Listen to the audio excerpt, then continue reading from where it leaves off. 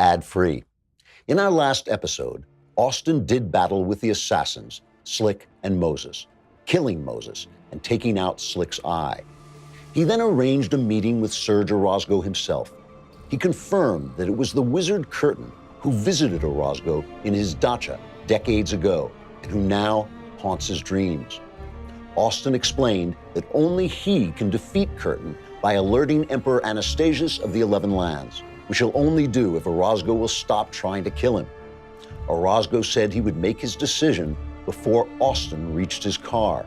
But as Austin started the long walk, he passed suddenly back into Manaria, where the Roman guards were charging at him. And now, the season finale of Another Kingdom, performed by Michael Knowles.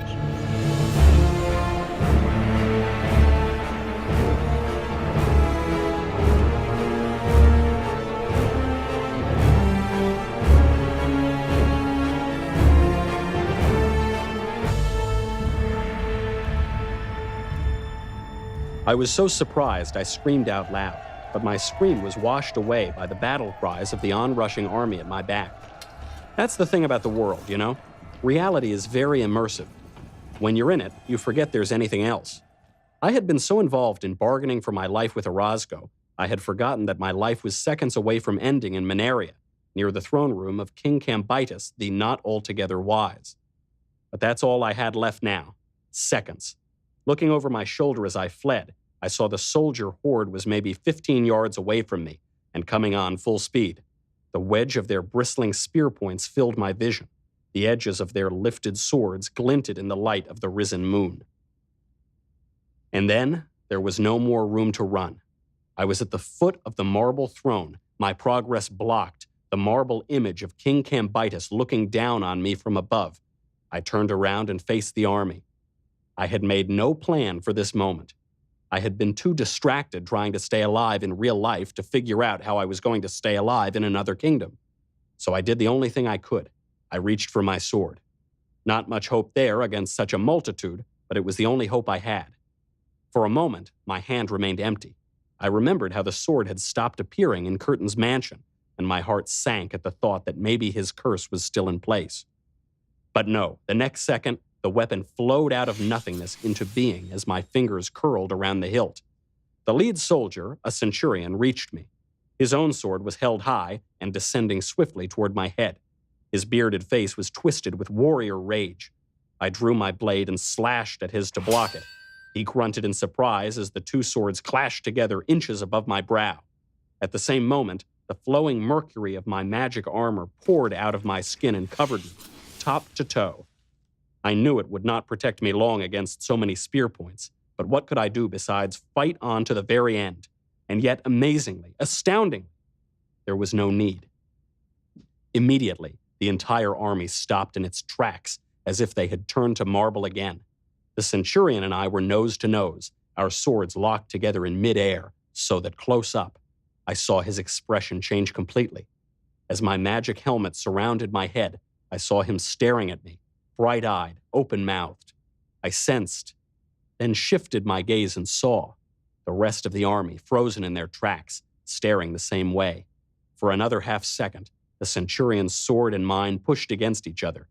Then the pressure released as he stepped back and lowered his blade. The rest of the soldiers lowered their weapons too. I scanned their dumbstruck faces, dumbstruck. Then the centurion said, "The sword of Queen Alinda, her armor." Still bewildered, I managed a nod. Yeah. And a new voice, a deep, booming voice, came from behind me. "Then you must be her chosen one." I spun around to see the king.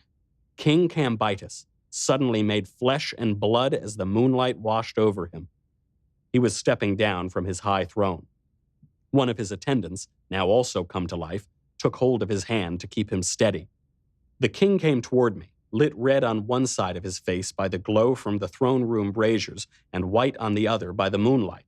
He was a large man, taller than me by a head, broader at the shoulders, big and vital across the chest. He had a great black beard that covered much of his face, but even so, I could see again that his features were familiar to me in some way. Beneath his golden crown, around the eyes and nose, he reminded me of someone. I couldn't think who. He towered above me majestically. "Speak, boy," he commanded. "Answer me. Are you the one?" Now you have to understand, I did not know what the right answer was. I did not know whom to trust. I had faced nothing but witchcraft and deception since I'd left Galliana, and nothing but killers and dirty cops back home. I didn't know what to say that would keep me alive, so I took the simplest path. I told the truth. I am, yes. The Queen chose me, sent me. And then it occurred to me to add, let wisdom reign. The king frowned deeply. His eyes narrowed. What a look. Was he enraged? Was he about to command his soldiers to destroy me? I remembered what they called him, the not altogether wise. Maybe my crack about wisdom reigning had insulted him. I held my breath, waiting for his response. He lifted his gaze over me and looked out at his army. "Let wisdom reign!" he thundered at them. And all together, the soldiers smacked their fists to their breastplates in salute and called back to him with a single voice, "And each man go his way!" I could have wept. I almost did. I had been so utterly alone for days, so utterly friendless. Had I really, finally come among friends? My lips trembling, my voice shook as I lifted my damp eyes to the king and said, "You're of the Queen's party, then." The kingly frown cleared like summer showers. He broke into a broad grin behind the large black beard. He clapped his hand on my shoulder. "I'm her father, lad," he said. I started, stared. Her father! Hot damn! No wonder he looked familiar. "Do you have the talisman?" he asked me. I slid my sword back into its scabbard. Sword, scabbard, and armor all melted back into nothing. I reached to the front of my shirt and parted it at the collar to show him the talisman hung around my neck. I could feel it throbbing there, and I remembered how the power of Anastasius had come through it to lead me to this city, to these friends. Still grinning, Cambyses nodded. He glanced imperiously at one of his attendants. "Fetch him furs. He'll need them." Then, looking at me again, he said, "Let us walk together." At once, the soldiers parted to let us pass. They struck their breastplates in salute again, and I realized they were saluting me. Me, because I was Queen Elinda's chosen. So much relief and even joy filled me. I thought my feet would leave the earth. The king and I crossed the courtyard side by side. The courtyard was alive with movement now, soldiers and noblemen banging their breastplates or fingering the folds of their robes as they bowed to us. Looking out beyond the fluted columns of the gallery up ahead, I saw the entire square below, as well as the nearby streets, had become busy in the moonlight. Men gripping scrolls, hurrying urgently, girls carrying baskets, housewives sweeping doorways, workmen pushing barrows, donkeys pulling carts, butchers driving cows, and citizens who bore the marks of rank gathered in small groups to argue, gossip, and chat. The eerie silence of the city had been replaced with a clatter of motion and a buzz of human voices. As Cambyses and I kept walking, a detachment of soldiers fell in around us, a security detail clearing our path. "I wish you could stay among us," the king said, "but your mission is an urgent one. You must return to your journey right away." My spirits fell at that. I would have liked to stay among friends for a while, but I nodded bravely, or what I hoped was bravely. King Cambyses slapped my back. "We must help you while we live," he said. "Yeah," I said. "This statue thing. What is that? Some kind of curse or something?" His Majesty nodded majestically. "Curtain. In this city, we live only in the light of the moon." "How'd that happen?" He sighed a great sigh. "I was not altogether wise," he said. "I noticed. The inscriptions, I mean." I had them done myself, to remind me. I was called King Cambyses the Wise before Curtain came, and had I not been at least somewhat wise, the country would be his completely, moonlit or no." We emerged onto the gallery, walked along the columns toward the zigzagging flights of marble stairs. A slavish attendant ran up beside us, carrying an armload of heavy fur-lined robes. "Your furs, your majesty!" he said breathlessly, offering them to the king. Cambyses brushed him off with a regal wave of his hand. The attendant was forced to run along beside us, stumbling under the weight of his burden. Curtin was once first advisor to the Emperor Anastasius, King Cambyses said. "Yeah, I heard the story. Anastasius gave Galliana to your daughter when they became engaged, and Curtin felt slighted and wanted revenge." He gained his first foothold in Edgemont. The people there are legendary for their greed and cowardice and stupidity. He gave a grim smile. We even have an old saying, "The truth is the truth even in Edgemont, where there is no honest man to speak it." Yeah, where I come from, they have that saying about Hollywood. Curtin's thirst for vengeance will not be satisfied until he is ruler of all the 11 lands, Cambyses went on. Then he can amass the armies he needs to crush the forces of the Emperor. So far, only one thing stands in his way. What's that? His Majesty seemed to grow greater as he drew a great breath. Me, he said. Me and the land of Manaria. We started down the broad stairway together. The protective soldiers marched before us. The poor toady, with his armload of furs, stumbled and tripped behind. As we went, the king gave me a brief lesson in Fantasyland geography. Apparently, Anastasius's empire was a federation of 11 kingdoms. The 12th kingdom, Galliana, was an independent ally, as powerful as all the rest put together. This kingdom, Manaria, with its capital city of Vagos, was a long, narrow land that all but divided Galliana and Edgemont from the other 10 lands, except for narrow corridors to the north and south. Because of that, it had served as a natural barrier to Curtin's conquests, and he had been looking for a way to take it over. He tried to corrupt the people, but they were loyal to their king, Cambyses said. So he tried to corrupt the king himself, I guessed. Cambyses nodded. Curtin can terrify and seduce, and sometimes even sicken, but he cannot strike on his own. Even his monsters are made of men. I know, I said. I killed one of them back in Edgemont. 2 of the soldiers leading us overheard that. They turned to glance back at me, plainly surprised and impressed. The king eyed me narrowly. The beast of sacrifice? He asked. The late lamented beast of sacrifice, yeah, I said. I cut the bastard to pieces. Cambyses answered nothing, but he clapped his hand on my shoulder again as we descended the stairs.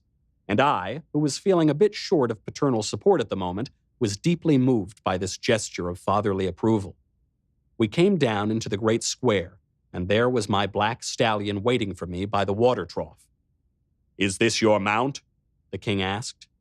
A noble Gallianan beast. One of Toratanio's, no doubt. They have his magic in them. To the toady stumbling and reeling under his pile of furs, he said, Pack the creature with supplies and bring him to the end of Twilight Road. The toady said something along the lines of, Yes, your majesty, but he was gasping for breath at that point, and it was hard to make out his words. The king and I walked on across the square. As we went, the men in the square stopped their business and bowed to him. The women dropped him curtsies. The gestures of respect seemed to me heartfelt, but not obsequious. It was clear that here in the royal city of Vagos, Cambyses inspired admiration, but not awe. The king glanced neither right nor left, but merely acknowledged his people with a raised hand and went on speaking to me. Curtin laid siege to my mind, he said, hoping to win me over as he had won Lord Iron. He gave a slight shudder, remembering. It went on for months. It was like a fever. I never knew who would act as his agent next. I never knew whom to trust, or even sometimes what was real and what was a dream or an illusion. Some men offered me treasure. Some outlined plans to extend my dominion, and some women, offered me pleasures of the flesh. But I was wise. I was King Cambyses the Wise, he went on, wistfully, I thought. And I refused them all and kept my people free. Let wisdom reign, I thought, and each man go his way. Clearly, the 2 things went together. Even when the wizards sent a poet to immortalize me, I kept my head and hardened my heart and ruled justly, the king went on. I knew my country was the barrier between Curtin and the rest of the 11 lands, the defense of Anastasius's empire, soon to be my daughter's empire too, and so I held to wisdom for the good of all. We neared the far end of the square, the place where I had entered. There were people leaning out of windows here, men and women in the apartments and offices above us, waving down at the king and calling to him. "Hail King Cambyses, the not altogether wise!" He waved back to them and they smiled. And I, watching the exchange, thought again of my mother's snarky response to the Queen's slogan. What's wisdom, I wonder? Well, she was right. Obviously, that was the big question, wasn't it? If you knew what was happening in Galliana, I asked the king, why didn't you send someone to Anastasius yourself? He's your future son-in-law, right? Wouldn't he have listened to you? He would have. And I did, more than once. But Curtin was already at work in the other lands, moving to them from beyond our borders north and south. And my messengers did not have the talisman to guide them. Either they never reached the emperor, or they never returned. I nodded, feeling a twist of anxiety in my stomach as I remembered that I too might never reach my destination. For one thing, Orozco might have me gunned down before I even reached my car. Then what would happen to Galliana and the Queen? I wondered, had I been altogether wise? We had left the square. We passed beneath the triumphal arch and headed down a street between two rows of buildings. The city's white walls were aglow with moonshine, the glow interrupted at intervals by the yellow candle-lit rectangles of the windows.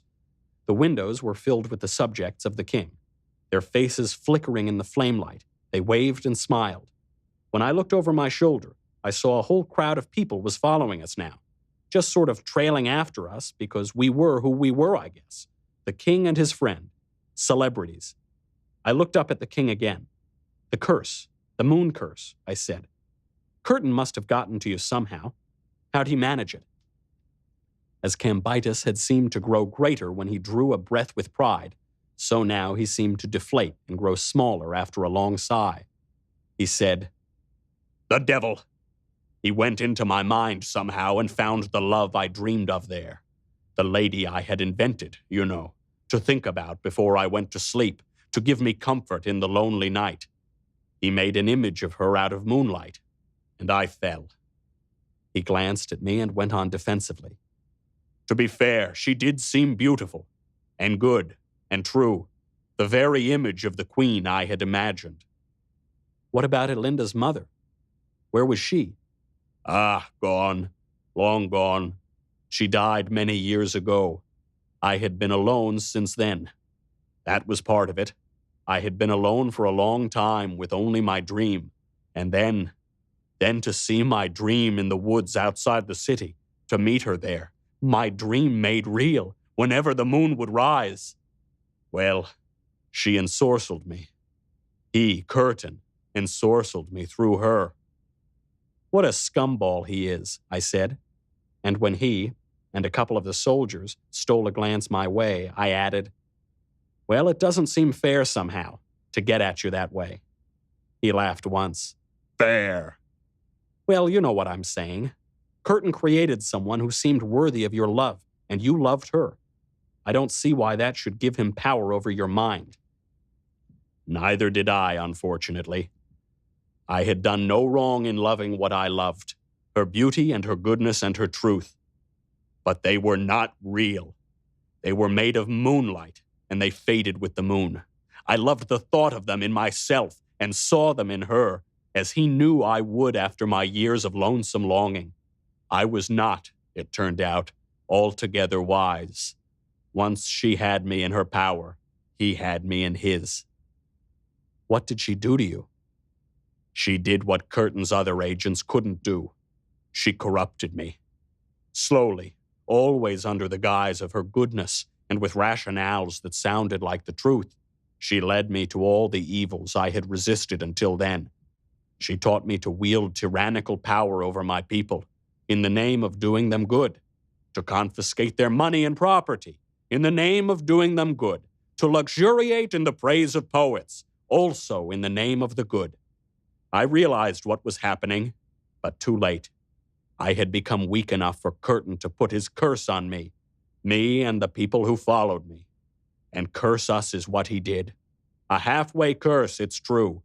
He is still slowed in his attempts to conquer the 11 lands because he cannot move freely through Minaria when the moon is high. But he moves when he moves, and he does what he can. And if you do not reach Anastasius with the talisman, we will all be Galliana soon and Egemund, all Curtin's slaves. We'll get back to the story in a minute. But first, if you'd like to keep watching these great visuals throughout the whole episode, become a Daily Wire Premium subscriber. You'll be able to watch live episodes of The Ben Shapiro Show, The Michael Knowles Show, The Matt Walsh Show, and me on The Andrew Klavan Show. Read dailywire.com without ads, download our latest ebooks, interact with hosts by writing into the mailbag. It's all ad-free. To continue enjoying these rich visuals and riveting story, you guessed it, become a subscriber over at Daily Wire. Now, back to the story. We walked on, past several intersections, and at every street we passed, new people joined the parade behind us. At last, we were leading a massive throng, crushed together between the buildings, a human tide. The soldiers surrounded us and made a space for us, but the mob pressed close. Their voices echoed off the walls and filled the air with a pleasant sound, as if of celebration. It felt like Mardi Gras. Now, up ahead of us, not far off, I saw where the street ended. The city itself ended, and opened on the moonlit field beyond. I remembered seeing the workers out there in their orchards and farms. I said, "The curse only affected the city. The people in the country still move by day, right?" The great bearded head nodded. Only the people of Vagos have to live by the moon. The country people follow their own ways, the old ways. They're loyal to me, but they don't really know me. It's the traditions they know, and they put my face on them." He laughed sadly. They were lucky. They followed the king as they imagined him to be, a king who is wiser than the king as he is. As we came to the city wall, the toady who had been following us before reappeared. He was holding my black stallion by the reins now. He had packed the furs onto the stallion's back, behind the saddle. The king and I reached the end of the road, the end of the city. The toady, still breathless, bowed his head and handed me the stallion's reins. I took them with thanks. "The furs are for me?" I asked the king. And food and water as well. You'll need them to cross the White Mountains. You must take the narrow pass through to the meadowlands of Kor. It's rough going, but the talisman will guide you. All right. Is that the only way? It's the fastest, though it's not fast, and the safest, though it's not safe. The other passages are beyond our borders, and Curtin has more power there. His monsters haunt those places, and so does he. I nodded. I sighed. I did not want to chance an encounter with another beast like the beast of sacrifice. Over the White Mountains I would go. "Well," I said. One more time, Cambyses laid his hand upon my shoulder. I felt again the warmth of his fatherly approval, the fatherly approval that was missing from my own life, my real life. The king looked down at me from his greater height, and his eyes were kind and sad. "Do you know my daughter?" he asked me. I shook my head. "Not really. I saw her once, a few days ago, on the street, in another kingdom, where I'm from." "This Hollywood you spoke of." "Yes." "A foolish place, you say." "Don't get me started." "But she was alive. She was well." "As far as I could tell, yeah. She's on the run. She's hiding out. But she's alive and well." "And she chose you to come here, to fight for her." "I guess so. I don't know, really. I read some of her book. Just a little, but it did something to me. It made me able to come here somehow. It put me on this quest." The king considered this with great seriousness. Then he took his hand from my shoulder and gestured toward my horse. "Time to go." I took hold of the pommel and swung myself into the saddle. I looked down at the king, and at his people too, all the people, the large mass of them who had followed us out of the city and were now gathered to see me off in the moonlight. The sight of them squeezed my heart somehow. The first friends I had had in days. I was sorry to leave them so soon. The king saw the expression on my face. He grinned again, his teeth moon-white behind his black beard. "She is a great woman, my daughter," he said. "Wholly wise, far wiser than her father ever was. If her book changed you, you must have some wisdom in you, too." "I guess I must," I said, "but it's news to me." He reached up toward me. I clasped his hand. A king's hand, I thought, impressed. He gripped mine tightly. "Let it rain," he said. "Let the wisdom reign." And then, much to my surprise and embarrassment, a powerful wave of emotion washed over me. A powerful wave of loneliness and confusion and mourning. I felt oh so fatherless and oh so lost. "I don't even know what it is," I cried out to the king, my voice breaking. "I don't even know what wisdom is." Still clasping my hand, King Cambyses straightened, surprised. "Wisdom," he said, as if it was obvious to anyone. "Wisdom is to love the good." I blinked back tears. "Really? That's it? That's all?" "That's it. That's all. To love the good, the greater good more than the lesser." "Well," I said, trying to recover some dignity. "All right, then. All right. That's something. Great. I've been wondering, you know. Someone asked me once, and I was just wondering." The king smiled again and shook my hand and let me go. The people gathered around him, waving at me and cheering. "Let wisdom reign," I waved back. "And each man go his way," I called to them. I turned my stallion toward the silver dark. My heart was strangely full. I heard the cheering voices at my back as I began to ride away from them. Wisdom, I thought to myself. Wisdom is to love the good, the greater good more than the lesser. That's it. That's all. And for a few more of the stallion's steps, these words uplifted me and made me feel stronger inside. But it was only for a few steps and no more, because after that, a voice seemed to whisper in my ear, a soft, dry, hissy, loveless voice, my mother's voice. Suddenly, with a little cry of dismay, I reined the stallion and brought his head around. I faced back toward the glowing white city, back to where the waving, cheering people surrounded their monarch. "But your majesty," I called to him, "what is the good?" In answer, the great king extended his arms to either side of him, threw back his head and laughed long and loud with a kind of jolly nobility. "Don't ask me, lad," he shouted back. "I'm not altogether wise." Oh, terrific, I thought. I turned my horse toward the moon again and rode for the mountains. I rode slowly through the night, sleeping in the saddle sometimes. As dawn came up, the mountains came into view, a jagged graph line behind a pale white curtain of mist. I touched the talisman around my neck.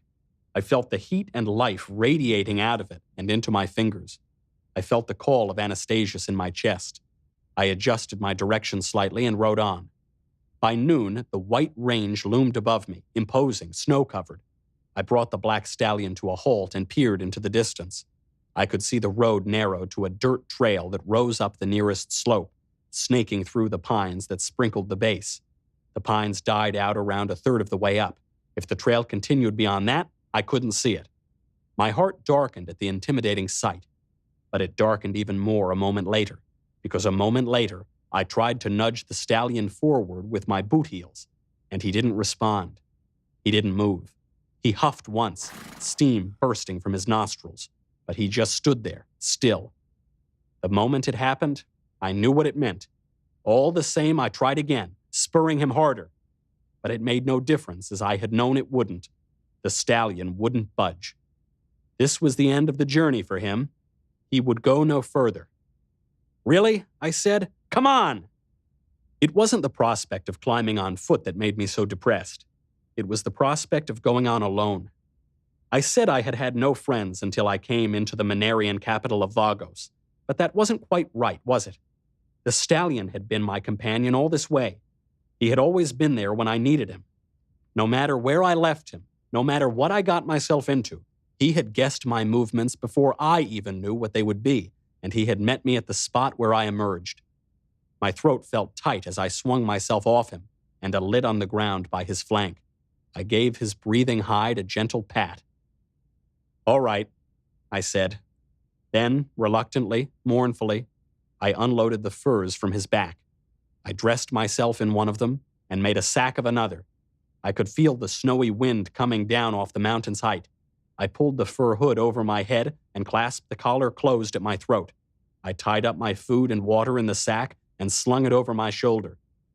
For a long while then, I stood beside the horse's head and looked up the slope, full of misgiving. Finally, I turned toward the stallion. I looked into his big, contemplative eyes. "Well, listen," I began. The black beast simply turned and started walking back the way we had come together. Well, what did I expect? Mutual vows of eternal friendship? A promise he'd drop me an email from time to time? It's funny how you come to love animals. You never know if they care, if they love you back, or what love could even mean to them. Maybe you just love some character you've imagined for them, your own ideas superimposed on them, the way King Cambyses loved his moon maiden and the country people loved their king. But all the same, I loved the stallion. I watched him walking, then trotting away, growing smaller as he crossed the fields of Manaria, heading west toward Edgemond and Galliana and Shadow Wood, his true home. On an impulse, I called out to him, "Tell Maud I'm still here. Tell her I will not fail her." But if the horse understood me or even heard me, he gave no sign of it. What did I expect? I stood and watched him until he was nothing more than a dot moving against the blue horizon. Then I turned and started trudging up the mountain. It was a miserable trek from the very beginning, and it slowly got worse. The trail began as a brown dirt line in a dusting of snow. Within half an hour, it was a mere indentation in a white blanket. The icy crust was hard, but now and then I broke through and sank to my shins so that my boots grew soggy and my feet were freezing cold. The weather began to deteriorate. A heavy fog moved in and melded with the clouds. The clouds sank lower, grew darker. The wind rose. It started to snow. Soon I could barely see where to direct my steps. Uncertain, I reached inside my fur to touch the talisman. I had to open up the collar of my coat to do it. The icy air rushed in on me, bitter and biting against the flesh of my throat and chest. I gripped the medallion, felt its warmth. Its power put me on track again for a little while, but only a little. Within a few steps, I was lost once more as the snowfall grew heavier, the fog thicker, and the wind stronger still. I climbed. The way grew steep and rocky. The furs felt heavy on my back. I grew hollow and weak. I knew I should eat, but I was too cold and unhappy to stop and take the time. I went on through the wind-whipped white. Now, horribly, I began to catch glimpses of motion in the storm. Not just the blowing snow, not just the dipping shadows of branches, but other things. Half-seen shadows of half-seen creatures, moving, darting, lumbering. They were following me, surrounding me, watching me, gauging. What was I? Was I dangerous? Was I edible? How should they attack? And when? I got a clear look at one of them. It was not a reassuring sight. As I was trudging up the slope, using every mental trick I knew to forget my exhaustion and ignore my fear, I heard a branch snap, loud, like a gunshot, not far away. It sounded like a big branch. Whatever snapped it must have been large and heavy. I stopped in my tracks. I panned my gaze across the scene, peering through the blowing snow and the shrouding fog and the mist of my own breath. Nothing moved in the depths of the obscurity. I waited, watching. Still nothing. I convinced myself there was some other explanation for the noise. The wind breaking a branch off a tree, something like that. I faced forward, ready to start on my way again. And at that moment, the wind strengthened, the fog thinned. There it was, right in front of me. Something like a monkey, but bigger than a man. But white and furry, almost like a sheep. But fanged and clawed and snarling. Its eyes glowed red. A noise broke out of me. A pathetic animal noise. The noise that prey makes in the face of the predator. My hand fumbled frantically in my fur, trying to get to my belt, to reach for my sword. But before I could, the creature darted away with a leopard's astounding speed. There was a streak of white in the white, and it had vanished into the storm. I stood there, panting hard, trembling, staring this way and that. I waited, dry-mouthed, expecting the Yeti to burst, raging out of the miasma and take me down. But it was quiet on every side. At last, I clutched my fur tighter around me and climbed on. The sparse forest was growing sparser now. I sensed I was nearing the tree line, but it was harder and harder to see my way. The fog tightened around me like a great cloudy fist. The snow seemed a solid streak of motion, close and cold as my own skin. After a while, I felt everything growing weirdly vague and distant. It took me a few minutes to realize. Night was falling. Soon it would be dark.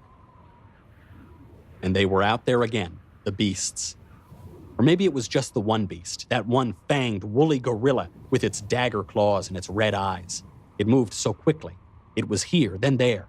I couldn't tell if it was alone or with its tribe. Under the noise of the wind, I heard it huff and grumble. I kept telling myself it was just my imagination. It was not my imagination. It was real. It was out there. It was hunting me. One more time, I braved the cold and opened my collar and touched the talisman. It was hot. Its force was strong. I adjusted my trajectory according to the pull of its power. I pushed on with renewed energy. The incline seemed brutally steep now. The sack on my back felt as if it were full of lead. The snow-wet wind was harsh on the crescents of flesh beneath my eyes, the spaces exposed between my pulled-up collar and my pulled-down hood. I felt my legs were going to give way under me, but I pushed up and on. I peered harder through the gloom. There, something... What? Some darkness in the whirling white. It grew blacker and clearer with every step I took. A last effort, and I was there. It was an archway in the rock, the entrance to a cave. I charged in eagerly. At once, the walls cut off the wind. The sudden quiet and the respite from the battering cold was such a great relief, I groaned aloud with pleasure. I stripped the sack off my shoulder and let it drop wetly to the cave floor. What a joy to let go of that weight. I stood there, breathing, wallowing in the relative warmth, the relative silence after the storm's freezing roar. I tried to get my bearings now. I peered into the blackness ahead of me. As I did, I sensed, then saw, a faint orange glow. I looked down and discovered a preternatural light was shining out of my fur. I opened the collar and the light shone brighter. The talisman was giving off a flame-like red energy. I fumbled the medallion out of the folds of the fur and held it up to illuminate the cave. It was only a small alcove. The rough gray surface of the rear wall was just a few yards ahead of me. All the same, I thought, it was deep enough to keep me out of the weather. I could make camp here. I could bundle the furs around me and sleep through the night and hope the storm would be gone by morning. I took a step forward and then stopped. I gaped at what I saw in the eerie red glow from the talisman. There, set on the ground against the rear wall of the cave, was a pile of bones, rib cages, limbs, and the strange, unnameable skulls of strange, unnameable beasts. They were stripped clean, piled high, the skulls staring with empty eye holes. My brain was dull with weariness, hunger, and cold. It took me a second or two to make sense of what I saw. Then I did. I had come into the lair of a predator, the home of a beast. And just as I realized that, I heard it behind me. It huffed and grunted. I recognized the sound of the Yeti that had been stalking me up the slope. Through the sough of the wind, I could hear it approaching the mouth of the cave. Another moment and it would block the archway. Then it would have me cornered. There was only one thing to do. I let the talisman drop back against my chest. I reached quickly into my fur. My hand went to my belt and I seized the hilt of Elinda's magic sword as it came into being beneath my fingers. Under my fur, my body was suddenly coated with armor. The magic helmet grew up around my head. This was not going to be fun, I thought. I whipped my weapon free. Even in the shadows of the stormy darkness, the blade glowed silver. I bared my teeth. I let out a battle roar. I spun and charged through the murky blindness, out into the freezing tempest, and found myself suddenly in Orozco's mansion, walking through the wood-paneled rooms with the butler/gunman following close behind me. Well, that was a strange moment. It really was. My heart was still thundering with the rush of battle. My body was still expecting to come face to face with the abominable snowman out in the storm, but my mind was already beginning to comprehend that no, I was here again in Hope Ranch, California, striding past the marble fireplace with Jeeves the assassin hanging back creepily in my blind spot. Oh, right. I remembered now. Orozco was about to decide whether to let me go or kill me. He was sitting out on the patio, toying with the last of his breakfast berries, trying to calculate whether it was worth it to keep me alive a while longer. Did I really know where my sister Riley was? Could I find the book Another Kingdom? Should he have me followed and snatch the novel from me and give it to Curtin in exchange for his soul? Or should he let me read the book all the way through so I could return to the 11 lands at will and alert the armies of Anastasius? Then maybe I could defeat Curtin altogether and stave off their reckoning. Or should he just forget the whole thing and have Jeeves put a gun behind my ear and blow my brains out through my forehead? We walked through the house, the killer and I. I could feel the butler's eyes on my neck. I kept telling myself I was Orozco's best bet. If he killed me, he had nothing. Not the book, not Riley, not Curtin. Nothing. That's what I kept telling myself. But as I reached the front door, I heard a cell phone buzz behind me, and I felt as if my heart had seized up like a dry engine. I stopped. I turned slowly. The butler's eyes and mine locked as he reached inside his jacket and drew out his phone. He held it to his ear. He listened. "Very good, sir," he said solemnly. He slipped the phone back into his jacket and hesitated a moment, hand in his armpit, out of sight. Would he pull his gun? End everything in the next second? He didn't. He drew out his hand, empty. He walked past me to the front door. He opened the door for me. "Have a nice day," he said. I realized I had stopped breathing. I forced myself to start again. I walked past the butler, out the door, and into a morning that smelled of the sea. Midnight, Happy Town. The amusement park was closing. Stationed just off the freeway across the street, I sat in Riley's Passat and watched through the windshield as the people began to file out. I was wearing a black windbreaker now. I could feel the weight of Slick's gun in the inside pocket, feel the shape of it pressed against my left side. Now and then, I nervously reached across and touched the hard bulge of the weapon through the jacket's fabric. Sure enough, it was still there. On my right side, I had a flashlight clipped to my belt. Out in the park, the Ferris wheel stopped turning. The tinkly music died. The sparkling lights winked out, arc by arc, until the wheel became a great round shadow against the moonlit sky. The blue and red bulbs on the small roller coaster went dark in sections, the darkness climbing and falling with the loop-de-loop pattern of the tracks. The crowd, meanwhile, kept pouring through the gates in the surrounding fence, streaming into the grassy dirt parking lot. Headlights went on and engines started. Cars began to line up at the exit and putter off down the road. The carousel went dark. The horses became silhouettes. One by one, the lights on the shooting galleries faded and were gone. The shutdown process continued a long time. The crowd streamed out. It seemed a large crowd for midweek. I reckoned it was the draw of the Halloween rides. I remembered the billboard outside Walnut Creek advertising the horror walk. People love that stuff. I sat and watched. I drew a long breath, impatient. Was I certain Riley was hiding in there? Not as certain as I'd pretended to be when I was having breakfast with Orozco. Not as certain as I should have been with my life on the line. But kind of certain. Kind of. "They're all around me," Riley had said on the phone. "They can't see me, but they're everywhere." I figured she had to be hiding somewhere Orozco's people would know to look. Happy Town, where she worked. But it also had to be somewhere big and complex, a place she knew so well that she could elude them even as they hunted for her. Also Happy Town. And there was another clue, that billboard outside Walnut Creek. It pictured a woman looking over her shoulder as she stepped into the clutches of a witch. It was the scene from the movie, wasn't it? It was the sacrifice scene from Horror Mansion. Maybe Riley had helped design the attraction this year. Maybe she hoped I'd figure it out and find her there. Or maybe she'd just gone there by instinct, haunted by her own haunting past. In any case, that's where she was. I was certain of it. Kind of. I was kind of certain I was alone here, too, that I had not been followed. After my breakfast with Orozco, I had returned to my motel. I had waited there a full day to make sure no one was watching me. The next day, I had gone out into the parking lot and checked under the Passat for tracking devices. I had ditched my old burner and gone into town and bought a new one, a smart one this time with an internet browser, though I didn't turn it on. I had bought yet another outfit, a black windbreaker. I had waited in stores and coffee shops until evening came. Then I left town. I took my time getting on the freeway. I wove elaborate routes through the hills to make sure there was no one on my trail. Finally, I headed north again. Walnut Creek, the park. I was certain no one was following. Kind of. Now I sat and watched. The crowds continued to file out. The headlights in the parking lot continued to flash on. The colored lights and spotlights in the park continued to go dark. The disc of the tilt-a-whirl, the cars of the bumper rides, they all became shadows, gray ghosts in the crowded landscape.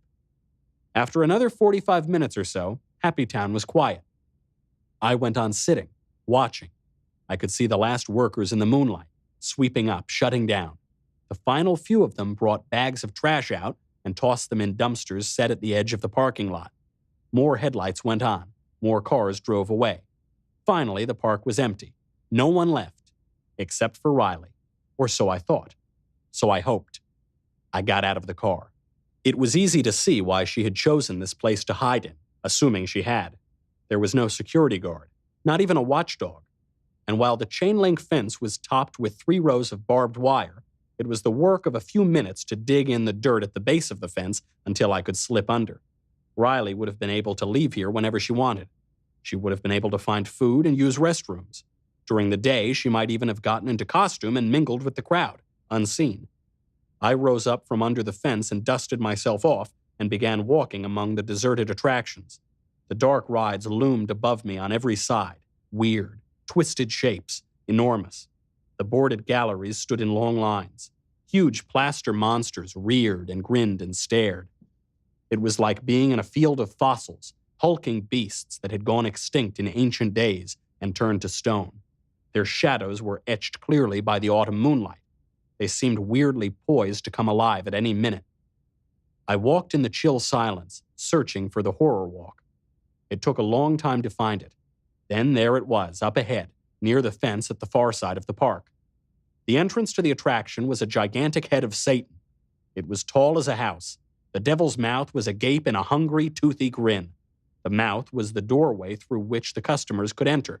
I approached it nervously, my eyes flicking this way and that, watching for danger. I had seen so much real horror at this point, you might have thought I could enter the maw of a make-believe devil pretty calmly. Not so much, it turned out. As I came near that huge, horned head in the breezy darkness, I grew truly afraid. I felt my guts go hollow, and I reached again to touch the shape of the gun at my side. Something in my blood expected Satan to actually swallow me here. I stared up at the devil's sharp teeth as I walked into the blackness of his mouth. I waited until I was deep inside before I unclipped my flashlight from my belt. I turned it on. The beam immediately struck a gargoyle, a gaping beastie grinning down at me from the wall. The effect was as if the thing had jumped out of the shadows at me. Boo! I gasped aloud. My heart raced. I shook my head, annoyed by my own cowardice. But the whole long walk was like that, every step I took. Every time I swung the flash to light my way, it lit upon something terrifying. A snarling werewolf, a skeletal zombie, a dragon head, eyes flashing down at me. I told myself it was ridiculous to be afraid of these imaginary things. After all, I had faced them in reality, or I had faced something like them in something like reality. I had battled monsters in the 11 lands, where they might have killed me.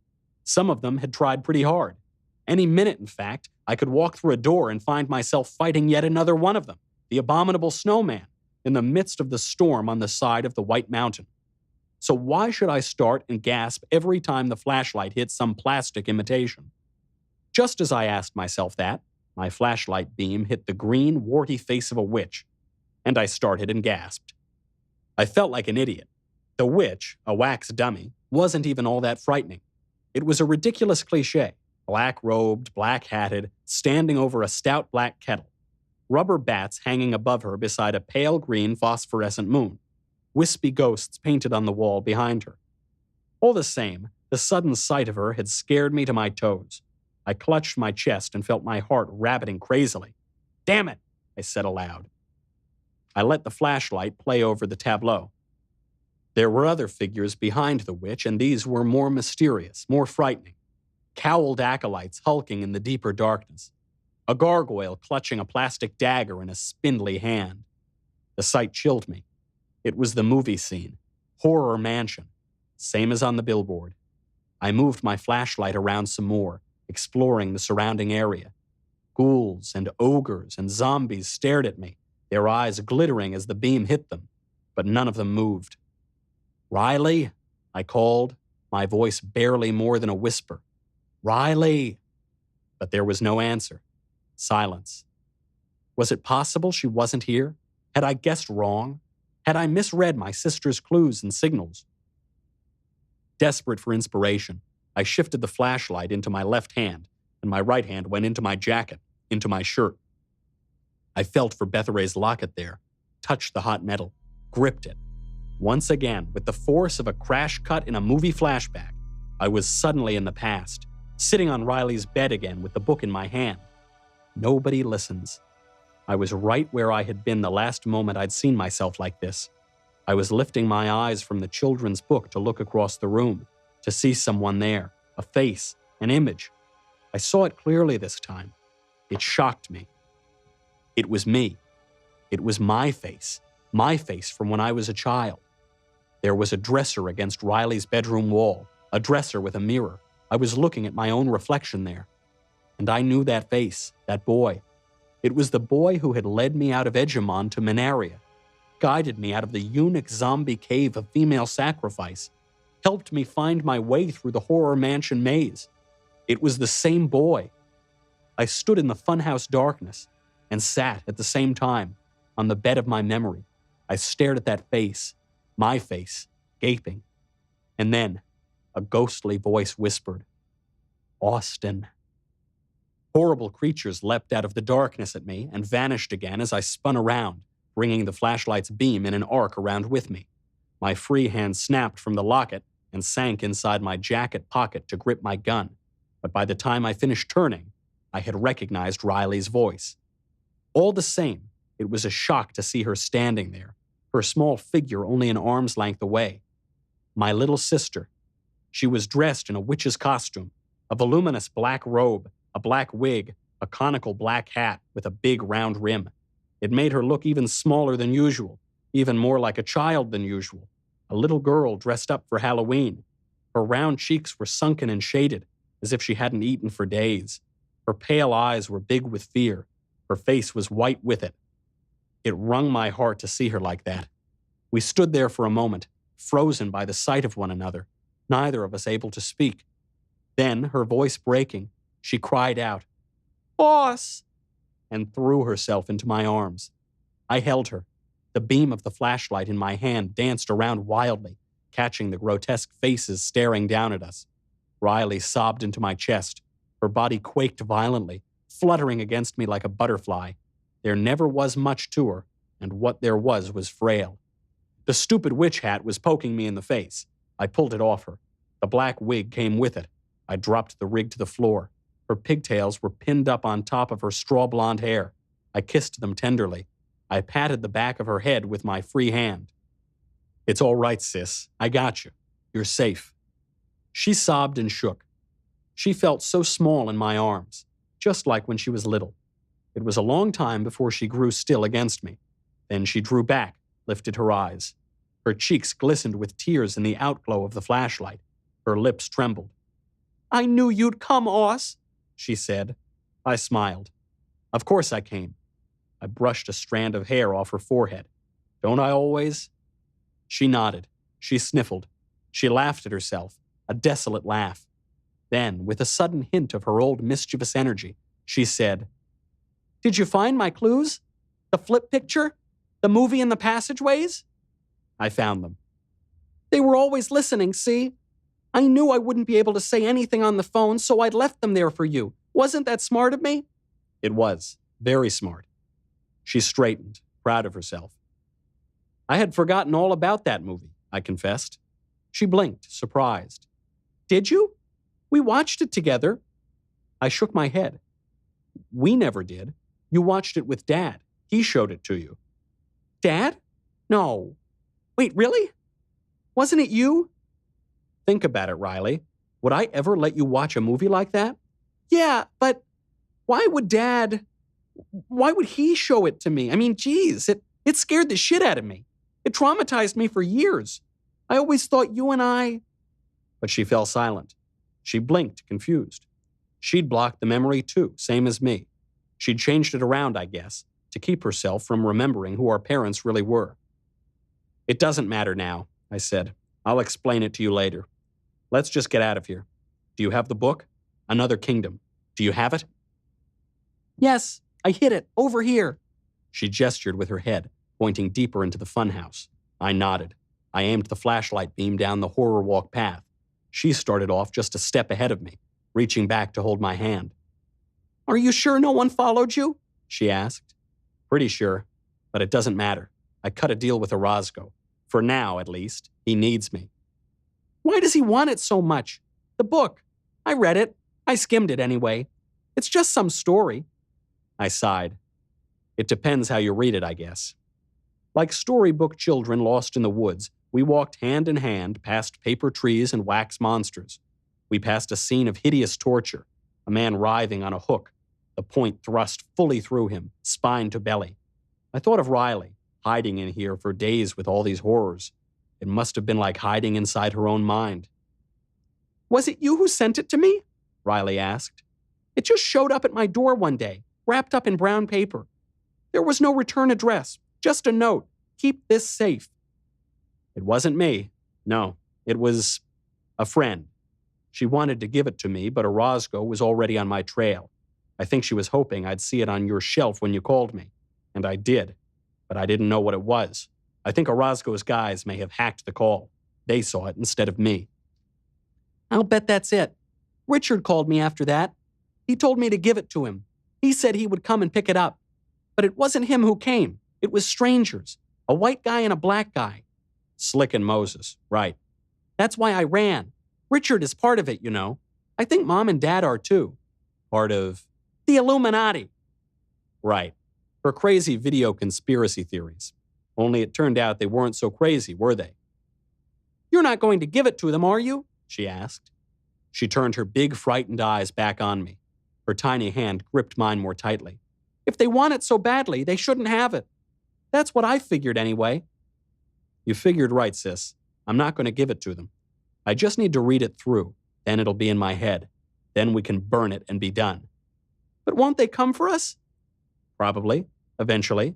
But for now, like I said, Orozco needs me. If I can just... Holy shit!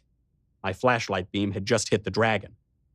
It was the last monster before the funhouse exit. It was big, really big. Big around and tall.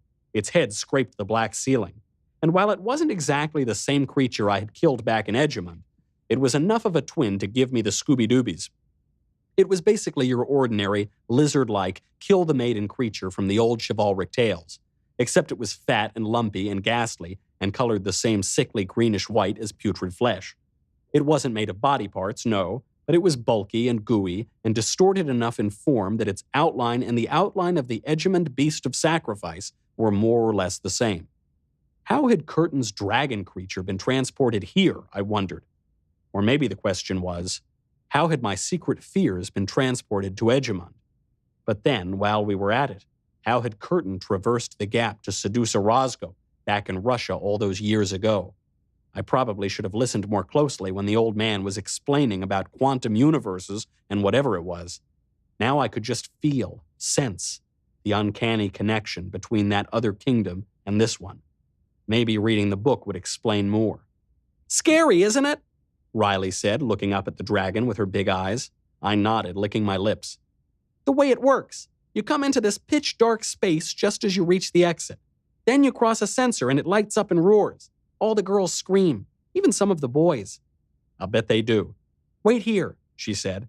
You have to be careful. I keep the sensor turned on at night as an alarm. She let go of my hand and moved toward the dragon. I felt a foolish urge to pull her back from the thing, keep her out of its clutches. God, I hated that thing. She took a big, careful step as she moved under the beast, lifting her feet high so as to avoid the sensor. Then she kneeled down directly under its burning eyes. I held the flashlight beam on her and watched, nervous, crazily afraid the creature would suddenly come to life and snap her head off. It didn't. She wrestled up a floorboard at the dragon's feet, reached into the space below, and brought out the stack of pages bound with twine.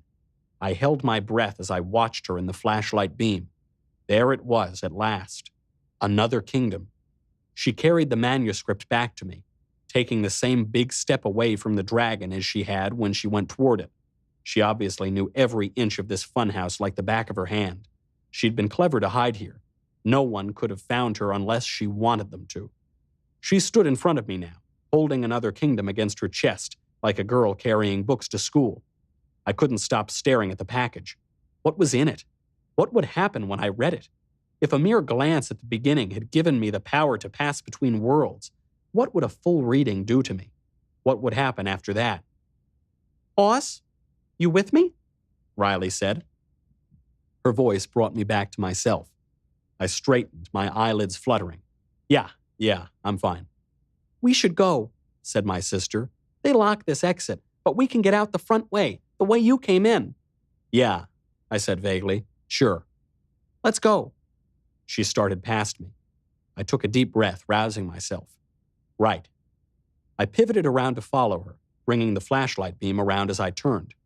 Riley's shrieking scream filled the shadows as she stopped short. Terror turned my blood to ice. I had become so accustomed to the grotesque and hideous faces springing out of the darkness at me that it was a long second before I realized that this grotesque was real. Its features were twisted.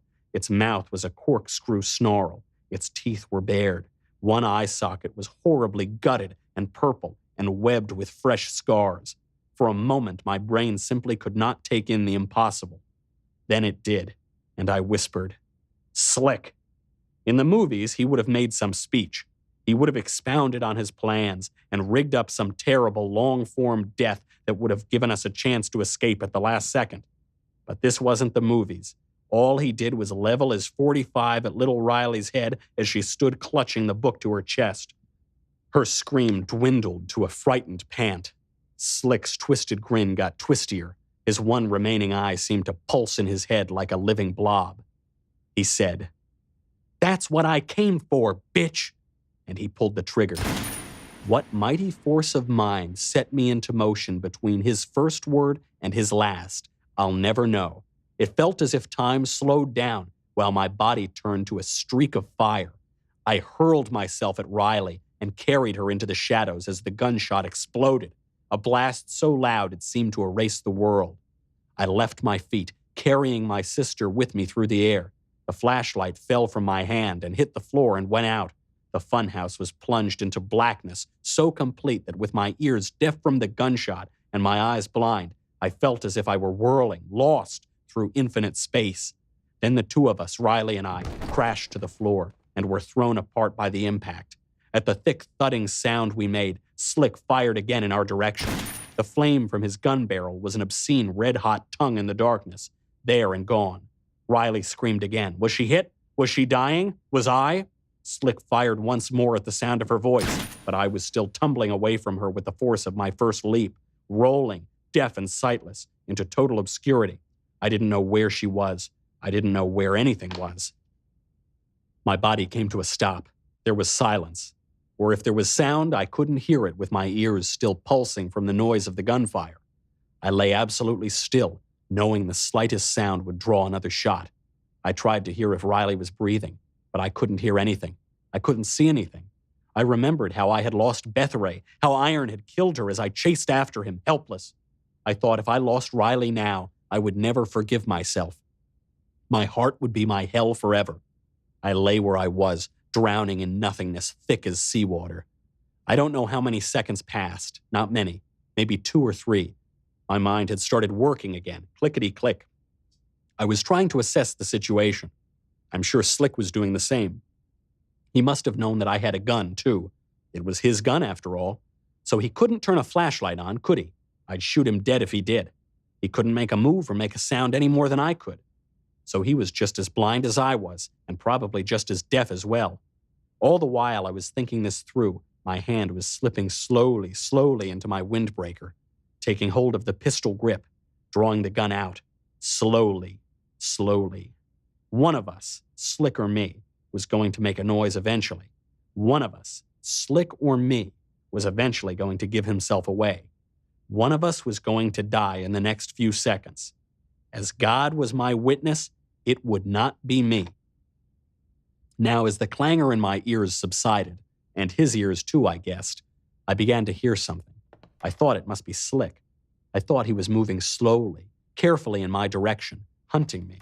But I could still see nothing at all.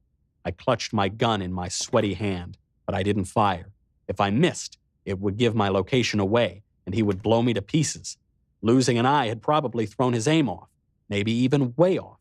But he was a practiced killer, and I imagined he'd adjust. I could not afford a mistake. I just lay there, and now the clammy sweat broke out on my face as well. A floorboard creaked. I held my breath. The killer was closer, very close. I pointed my gun at where I thought he might be, but I was still totally blind, too blind to fire. The next time I heard his footstep, he seemed only a few yards away from me. My finger tightened on the trigger. Should I risk a shot? Not yet. A miss and I was dead. I was afraid to take the chance. One more footstep, I told myself. If I hear one more footstep, I'll do it. But the next thing I heard was not a step, and it wasn't close to me. It was at a distance somewhere in the pitch darkness off my left shoulder.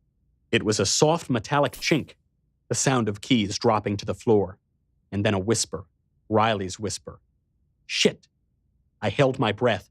I was at once thrilled with relief that she was still alive and terrified that Slick would fire at the sound of her voice and kill her. But he didn't fire. No. He knew I had my gun just as he had his. He had to make his next move just as carefully as I did. But then came his next step, and he was moving away from me, moving toward her, toward the place where Riley had revealed herself. A floorboard creaked off in that direction. Of course, he didn't need to shoot and give himself away. All he had to do was grab her. Once he had her in his clutches, he could use her as a shield. I'd be helpless. Another soft footstep in the dark.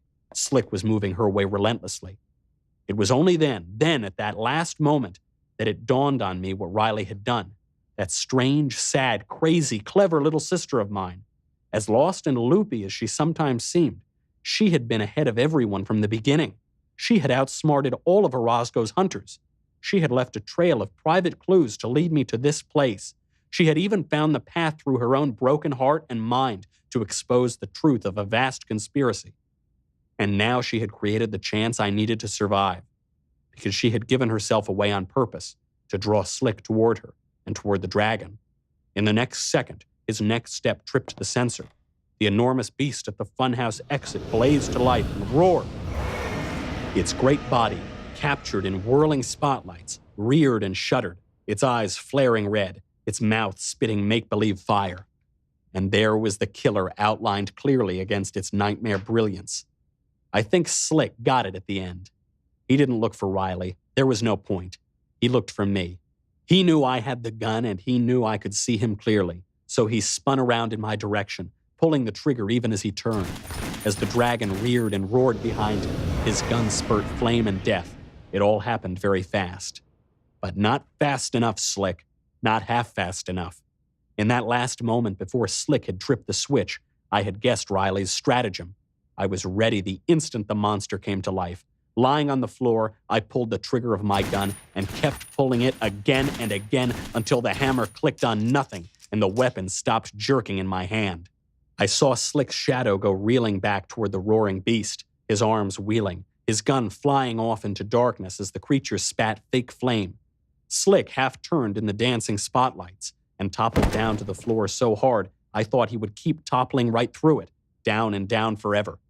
I, meanwhile, was pushing up, screaming through the noise of the dragon. Riley! Riley! Riley! Are you there? Dimly, through the ringing in my ears, I heard a circuit breaker give a humming thunk. The dragon vanished. The roaring ceased. The funhouse went black again. Baby, baby, baby! Are you hit? I was screaming wildly. Are you hurt, Rye? Are you wounded, sweetheart? I rose trembling to my feet, searching the blackness for her, screaming and screaming. Rye, are you hit? Baby, baby, where are you? The empty gun slipped from my fingers. I stepped forward. I kicked something. I heard it roll, the flashlight. In the next second, I had swooped down and scooped it up. I shook it, and the beam shot out and struck her where she stood, my little sister, dazed and blinking and distant with shock, swimming in her black witch's robe, touching her tiny frame with both hands, checking for blood and pain. She looked at me then with a look of wonder, almost exactly the way she used to look at me when I would lie in her bed beside her and tell her stories to help her sleep. She spoke to me with the same sweet, childish affection and awe as she did then. "I think I'm okay, Oss. I don't think I'm shot. I think I'm okay."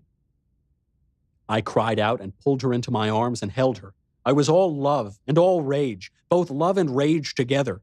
I pressed her against me as hard as I could and cursed my father for driving her mad, cursed my mother for wanting us dead, cursed my big brother for abandoning us, and cursed Orozco and all his minions for every moment of fear and danger they had put us through.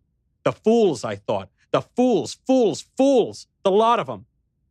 If they had just come after me, they would have beat me. I was no hero. I was just some guy. They could have scared me off. They could have run me down. But I would kill every single one of them before I let them hurt my little sister. I heard her speak weakly against my chest. "What do we do now, Oss? What are we going to do now?" I sighed. I lifted my eyes to heaven, blinking away tears. "Grab the book, baby," I said. "Let's blow this funhouse." As we worked our way back through the horror walk to the entrance, my biggest worry was that I would step through Satan's mouth and find myself in the blizzard on the White Mountain again, rushing into the sword fight with the abominable snowman.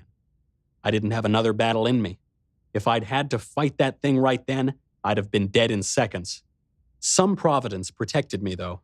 Right hand on the flashlight, left arm around Riley's narrow shoulders, holding her dazed little figure close to me as she clutched the manuscript to her chest, I stumbled out of the devil's maw into the moonlight. Both of us were shocked and staring as we staggered across Happy Town toward the fence. "Do you think we should call the police?" Riley asked me. I heard her voice trembling. I felt her body trembling too. "No," I told her. "We're not going to call anyone." "But they'll find that guy's body in the morning. They'll see I'm gone." "It'll be all right." "But how? How will it be all right, Oss?" I didn't answer. I didn't know. I only knew this. I had to read the book. Before anything else happened, I had to read Another Kingdom. That was what Queen Elinda wanted. That was what she had wanted from the start, and that's what I was going to do. The wisest queen in all the world had chosen me to be her hero, so that's what I would be.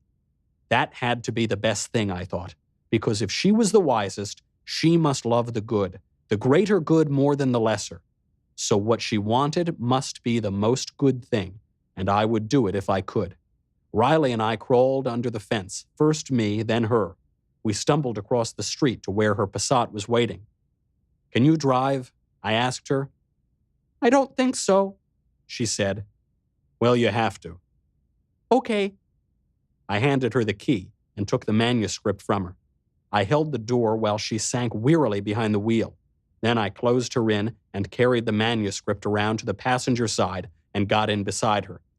Riley was still just sitting there, just staring out through the windshield. "Where are we going now, Oss?" she asked me. "Back to L.A., I said. She nodded, dazed. She started the engine, but she didn't put the car in gear. "What's going to happen there?" she asked. "I don't know," I told her. "I guess we're going to find out." "There's so many of them," she said, "and they're so powerful. Is it just going to be us against them? Just us against the whole world?" I wagged my head a little. She looked so small and frightened. I had to tell her something to give her hope. "Not just us," I said. "We wouldn't have gotten this far if it was just us. We have friends. We have allies." Her wide eyes swept across the moonlit night outside the windshield. "Where, Oss?" she asked me. "In Another Kingdom," I said. I could see she was still trembling and forlorn, as she looked down at the manuscript I was holding in my lap. "Let wisdom reign," I told her, "and each man go his way." She nodded without comprehension. She took a deep breath and put the car in gear. We started out of the parking lot. As the Passat rolled along the road back toward the freeway, I took out my new phone. I turned on the internet connection. I signed in. At once, all of my texts and emails appeared on the screen. My friends from LA, old friends from school, and Jane Janeway. 5 emails from Jane, 3 texts. Was I all right? Where was I? She was worried about me. The world had not yet ended. I had to drag my sleeve across my eyes then so I could see clearly. Then, when I could, I put the phone away. I reached up and turned on the reading light above my seat. I undid the twine that bound the pages. I removed the title page from the top and slipped it to the bottom of the pile. Riley silently guided the car through the night. I read the opening lines of the manuscript. The truth is, by the time everything went crazy, I was pretty much crazy already. Edgy, anxious, hypochondriacal. 30 years old, and I hardly recognized myself. I mean, there was a time I used to be somebody. Not somebody famous, just a dude, but somebody. I used to be able to look in the mirror and say, that's me. That's Austin Lively.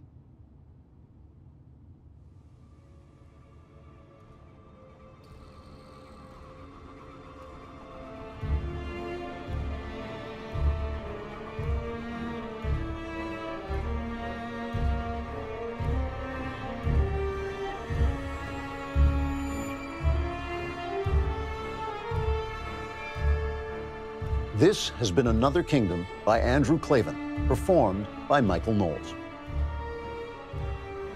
This episode directed and produced by Jonathan Hay, produced by Mathis Glover, executive producer Jeremy Boring, associate producer Austin Stevens, edited by Jim Nickel, sound design and mix by Dylan Case, audio recorded by Mike Cormina, music composed by Adrian Seeley, hair, makeup, and wardrobe by Jesua Alvera, DIT by Scott Key, and our production assistant is Colton Haas. Visual supervisor, Jake Jackson. Lead illustrator, Rebecca Shapiro. Illustrations by Anthony Clark. Animations by Cole Holloway, Alvin Tyner, and Yi-Han Su. Another Kingdom is a Daily Wire Forward Publishing production. Copyright Forward Publishing 2018.